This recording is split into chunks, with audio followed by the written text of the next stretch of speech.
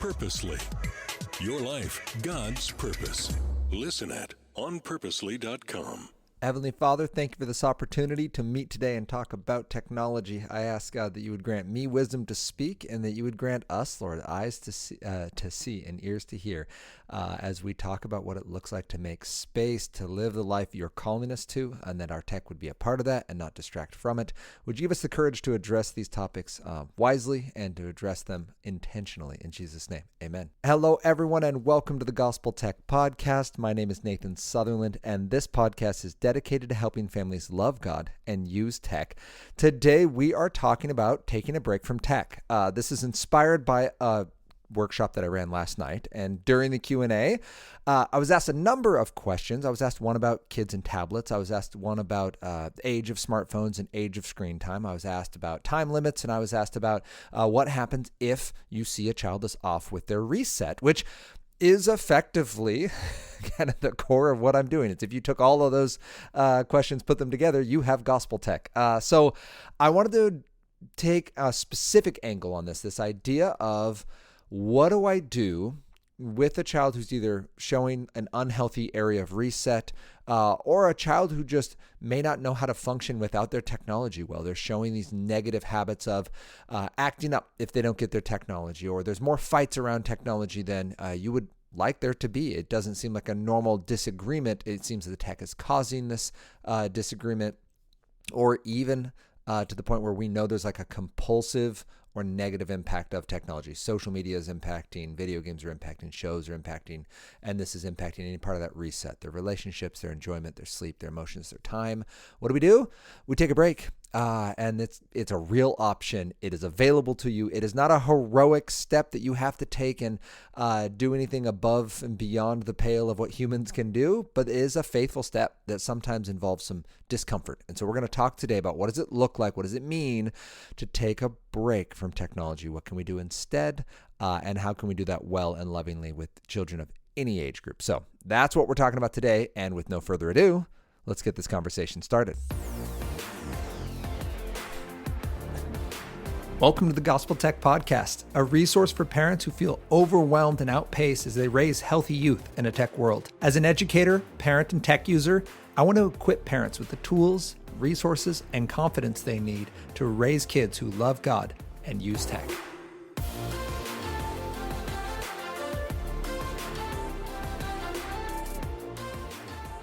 Thank you to everyone who's helped make this podcast possible. Thank you for listening. Thank you for subscribing so you don't miss any new content. And thank you for sharing it with your friends so they can hear these resources too. Today, we are talking about taking a break from tech. And the basic premise on this is it's okay to remove tech. It can even be loving and sometimes needed. And your time away, if you do this, is not just a day. That's just a punishment. It makes you feel better. We're talking 30 days away. 30 days is how long it takes for your brain to begin to recover from overstimulation, from habitual poor habits that we've made either because of behavioral design or poor choices, and to begin to feel like real life is fun again. If you find your child can only get a smile on his or her face because of this technology, if this is the only thing that brings life and light out of them, there's a really good chance that they've adapted to too high a level of stimulation. And 30 days is how long that takes to reset. Some resources on that. You can go to Dr. Victoria Dunkley with the Reset Your Child's Brain. You could read Dopamine Nation by Anna Lemke. You could check out Glow Kids by Nicholas Carter-Ross. And what you're going to find is the level of stimulation you receive matters. Actually, you could check out Dr. Dimitri Christakis from Seattle Children's Research Institute. He has a TED Talk that's probably 10 years old, but awesome. His specialty is basically digital tech and young developing brains. So infants to like 2-year-old, and has been formative in the conversation that, oh, you know what? Young brains don't need any screen time. It's not beneficial. And in fact, there's lots of growing evidence showing us that it just overstimulates kids. He's one of the ones who helps call out baby Einstein. And that idea that baby Einstein was showing a lot of brain activity in an fMRI. And we're like, oh, that means these kids are smart because look at how active their brains are. And we're finding out they just are learning how to not be able to focus. So you can find this information out there. It is research-based. But at the end of the day, we want to make sure that our children, when they ask for something good, they want to have fun. They want to hang out with friends online. They want to play a game, watch a show, listen to music. That's great. And yet, there is a time and a place where it is too much for them. And it is perfectly reasonable to pull that device, that app, that interaction away and say, child, I love you. This can happen with a young child who's 2 or 3.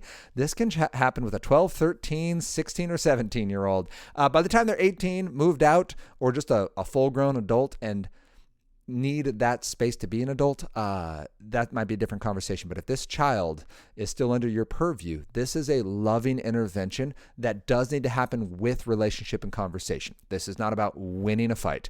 This is about fighting for your child's heart when it comes to technology rather than just with them when it comes to tech. So 30-day break, that's our conversation. Quick step back and say, all right, how did we get to this point? Well, we had those conversations with the parents, and each of these families were basically saying, hey, on a reset with the relationships and responsibilities, emotions, sleep, enjoyment, and time, my child is not healthy, and I can trace it back to this technology. When they watch this show, listen to this music, play this game, engage in the social media platform or account or whatever it is, negative things are going on, and I just need a space. You're absolutely correct. The biblical standard for this would be Matthew 5. It is entirely reasonable to cut off and gouge out anything that causes us to sin. And I want to be very clear that I'm not saying things that are just morally bad in and of themselves. You can sin doing things that are good, because sin is anything where we look to for hope or we bring our worship that isn't God. And the way you know it's sin is you look at the fruit it produces. So if I'm doing something digitally and it produces love and joy and peace and patience and kindness, and the end of that is self-control, then I know that this is fruit of the Spirit. And these are good things that are coming out of me from doing this good interaction. That is excellent, because we're not going to have fresh water and salt water flowing from the same well. So this is coming out from within me, and it is being developed by the Lord, and it just happens to be coming out from a digital means. That's great. But if it's coming out with envy and jealousy and greed and fits of rage, if lust is involved, then we have a dissension, then we have fruit of the flesh. And we go, all right, what's happening? Are we just misusing this technology? Always an option. Maybe we just need to massage the way we're using it and go, oh, we need it less time or different times or a different device or app we're using, but we can still be a part of it. Certainly. But some of us are like me, and we don't have a dial. We have a switch. So for me, I can't just play some video games. I have to go no video games.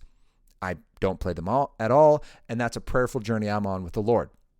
But in our conversation, it doesn't have to be forever, but you need 30 days because that's what the research tells us. The research says there's a really good chance that if your child is struggling to use any type of drool tech used to consume rather than to create, tech that is designed to take your time, your focus, and your money, it wants you to come back more often than you planned, or to stay longer than you intended, or to pay more than you wanted to. And with that design, they can develop some habits. Our young people can develop habits that aren't healthful or purposeful for them. It's going to be impacting their ability to sleep, their ability to focus, their ability to be in real in-person relationships that God has called us to be in, and to be invested in the different ministries and opportunities the Lord gave us, because we're giving our time and attention to this thing that makes us feel good, and then eventually we need to feel good. So what do we do? Well, 30 days away is our first step. We have a conversation. So this is going to be part of building a hedge around your family, is making sure you've set expectations. You can actually use this conversation as part of setting these expectations. If you don't have a hedge around your family, first of all, go back to the how to prep your tech for fall conversation here in the last few episodes of this podcast, and listen to that. When you build a hedge, you're going to build it around your devices, your network, and your family.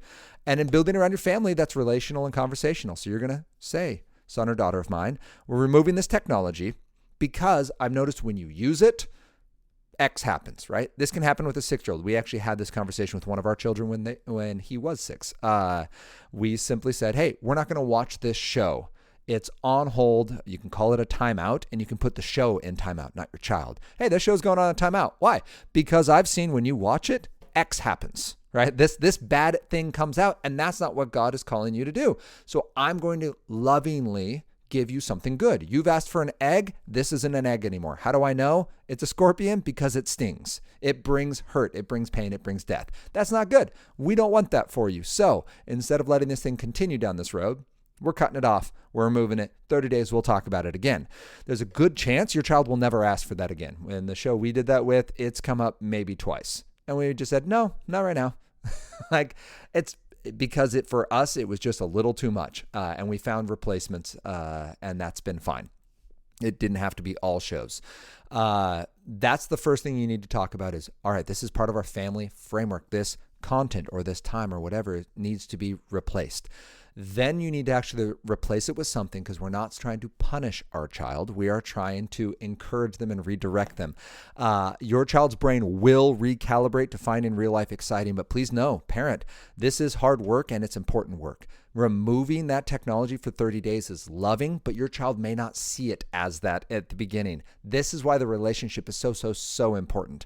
I totally understand if you want to do this incrementally. If you want to say, hey, we're going to try cutting the time in half or taking a few days off, but just know that all you're doing is building the conversational engagement with your child, letting them feel like there's more there, because there's no way, if your child is misusing this in a current setting, that simply augmenting it a little bit is going to make a meaningful difference. You're still going to run into those exact same fights, those exact same behavioral issues, those exact same reset impediments where their sleep is still being impacted and their emotions are still being impacted.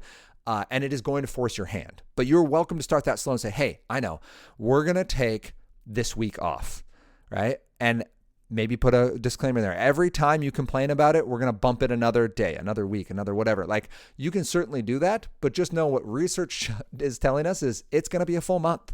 It's a full month for your child to be okay. And what we don't want to do is get into that first week, which is the hard week, and then simply reintroduce the stimulus that caused the problem in the first place, and then just further prolong this season of feeling terrible, because all that does is convince your child they do in fact need this technology to be okay, and convince you that the fight isn't winnable, which isn't true.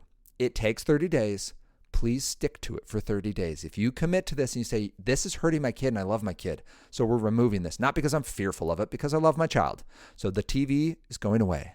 The screen is going away. The phone, it's going away. Maybe you buy a Gab phone and just have it activated for a month. It would be a worthwhile investment when it comes to your child's mind and heart. We are not talking about doing this and trying to manage or tweak your child to become, some kind of superhuman. We're talking about your child being designed for a purpose by a God who loves him or her, and that this technology is getting in between your child and that purpose. It's becoming sin because your child is beginning to worship this thing. Is becoming a spot where your child needs this thing to be okay. They're not okay if they don't get their show. They're not okay if they don't play their game. They're not okay if they don't have their social media connection. That's where the sin comes in. Not because the thing itself is sinful, but their heart is leaning towards worship, saying, I need this, and if I had this, then I'd be okay. God says, no, that's not true. You're only okay if you have me. This is what Jesus is saying in John 14 when he said, I am the way, the truth, and the life. He's not saying, just make sure you keep all those rules and then make sure that I'm like kind of in it with you and you'll be good. He says, no, the law boils down to this. Love the Lord your God with all your heart, your soul, your mind, and your strength, and love your neighbor as yourself. On this rest all the law and the prophets. He actually even boils it further down and says, love one another in John 13 when he washes his disciples' feet. And what do we have from that then? Well, with our kiddos, anytime they're saying, sure, I need Jesus, that's true. Yeah, I need to have a good heart, but I also need this thing, or it's not going to be okay. That's what we're resetting. So you're taking it away 30 days. You are having the conversation as part of your hedge around your family about the content, the time, the priorities that are important to your family. You can go to gospeltechworkshop.com. If you have no idea what I'm talking about with that, it's an online workshop I made that'll walk you through it. And then you're going to replace that with something that is going to be a good fit for your kiddo. Now, there's huge conversations to be had on analog adventures. That's for another day. But the idea being, talk with your kid. Hey, what is it you love about this? If they're like, well, I need to be on there so that I can have friends, then they're asking for people in their life. Get them some friends. Invite them over to your place. Go to a neutral location. Go do an activity. But this is something where you are going to learn what it looks like to have fun. If it's a super young kiddo and they just want that screen to be okay, you're going to be training them how to have fun. It might involve buying a couple things. It can be as simple as a couple Hot Wheels. They're still $1.99. So for $6, you can blow your 2-year-old's mind. And you know what? You are welcome to keep an extra Hot Wheel or two on you. So for that store trip or that time when normally a screen would come out in these 30 days, they might get an extra Hot Wheel, and it's going to be shiny and it's going to be awesome. And it has crinkly plastic wrappers that will blow all of their circuits. And that is the kind of investment we might need to make. You might need to set aside $20 to make this work for your 2-year-old. And that's understandable. And it's not always easy in our family budgets, but we're talking about not the one time you had to do it because you had to finish the shopping trip or you had to take a shower or you had to finish that meal. We get it. Survivalism is a real thing as a parent. We're in this conversation talking about, and I'm specifically addressing when it becomes a necessity for daily function. Like I can't cook a meal unless, I can't get through a store unless, my child isn't okay unless, especially with those young brains, we want to make sure they know how to play independently. It's very important for their own development. It's important for them to interact with you as an individual, to see your eyes and have them see yours. Excuse me, I said that the same way. For you to see their eyes and them to see yours. The idea on the social emotional level, what that builds in the conversations when they are watching your mouth and they're hearing your words, the language development that happens. The research we see on child development is you not looking at a screen and them not looking at a screen is important and is what's best for them. So them learning how to play independently, even if you're not doing every single thing with them, sure, set 10 minutes aside, play with them, and then walk away. From your 2-year-old, from your 5-year-old, from your 12-year-old. They don't need you to be there for hours investing all of your attention. They need attention. They need you to be deliberate in your parenting and deliberate with the relationship. And some of that means tech goes away. So analog adventures line up best with what they're doing. Involve them in your daily life. Hey, we're going to have an adventure together. We're going to go to the hardware store. That counts. You get drive time, you get conversation time, you get walking time. It will be actually a treasure of an event. You can certainly bring them shopping. You can cook a meal with them. I know that makes more work, so I'm not saying you have to, but sometimes it's nice just to cook a meal without extra delightful little pause in your food. But these are things you can do and to be intentional with it. So in this, I didn't want to get too far into the weeds on the analog adventures. I'm simply saying doing things that are fun as a family. And I'll just add this to that. Doing things that happen at the pace of real life. So reading a book together or reading a book alone. Playing a game together. It can be a simple game like Uno. The Papas, we just had a really cool weekend with the Papas, and they played Uno with the kids just twice or maybe 3 times. Like it's not hours of Uno, but it's a couple games. And the kids love it, and that's an awesome modeling experience of like, yeah, we have fun playing this silly little card game, Uno Flip. I was just introduced to that. It's apparently a newfangled version. There's 2 sides, so your cards can go from terrible to awesome or awesome to terrible.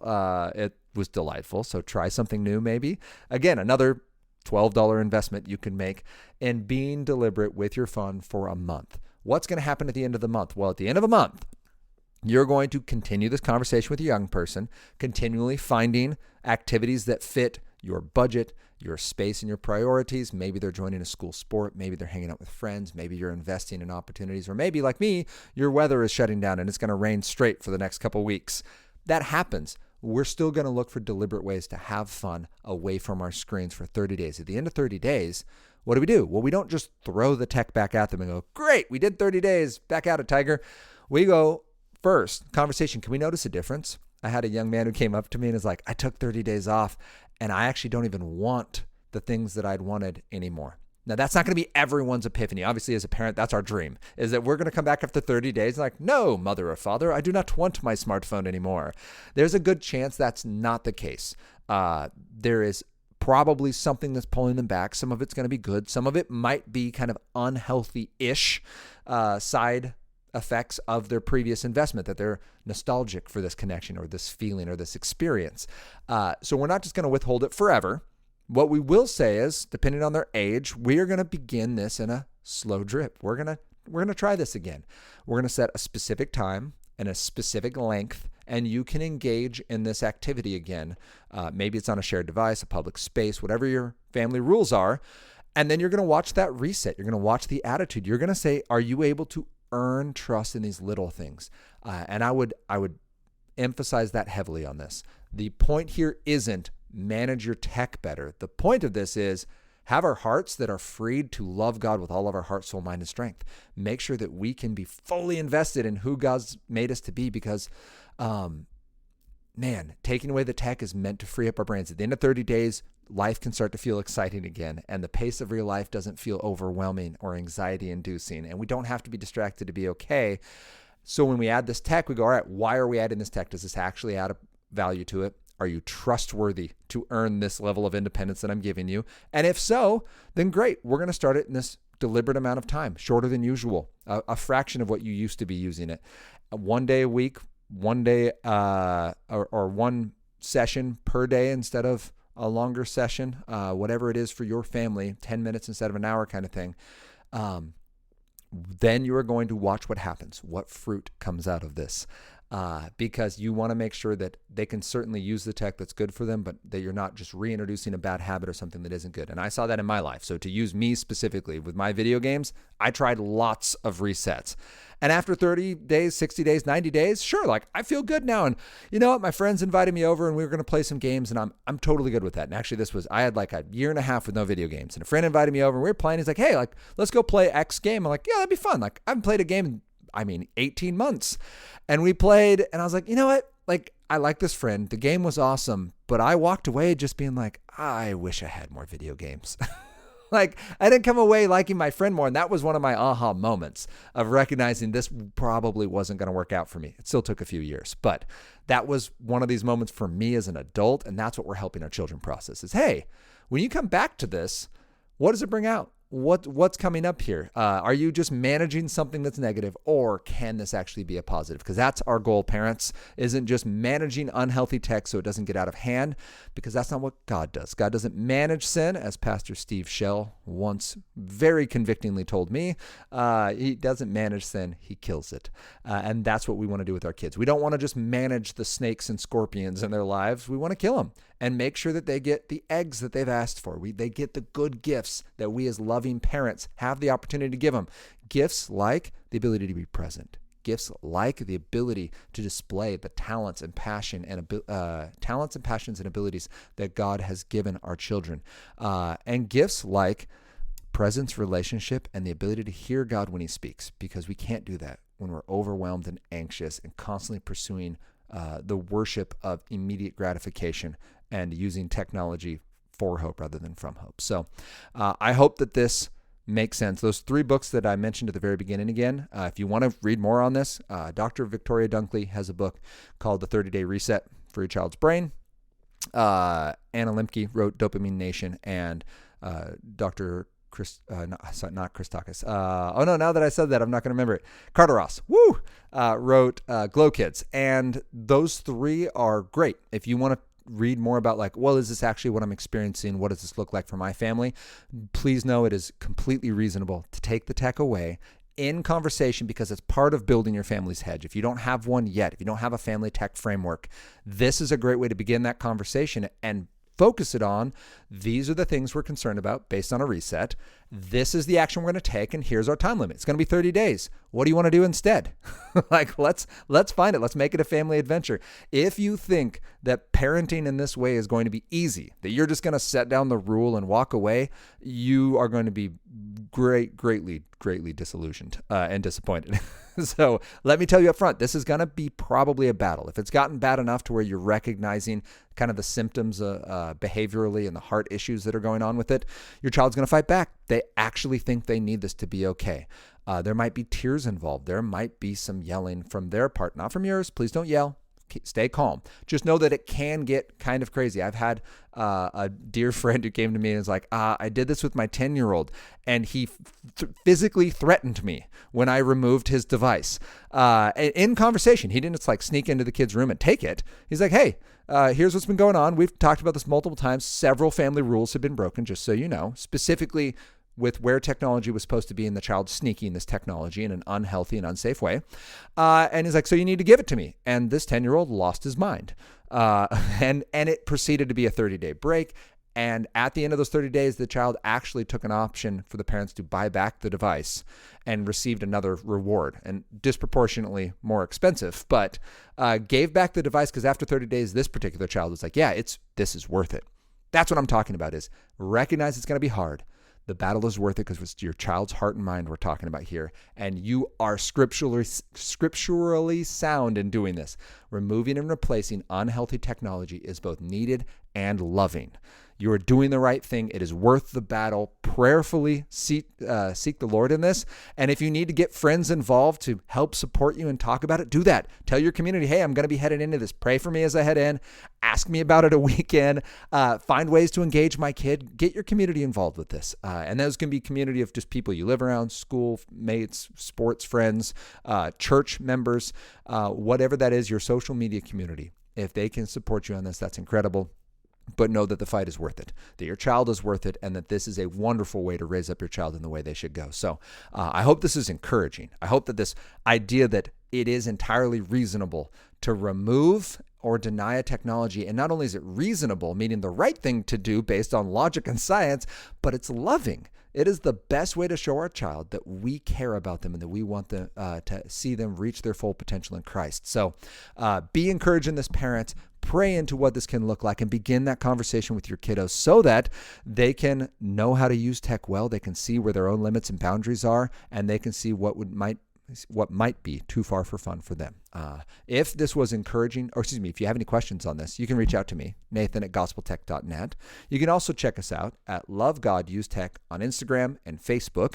And you can join us next week as we are going to continue this conversation about how we can love God and use tech.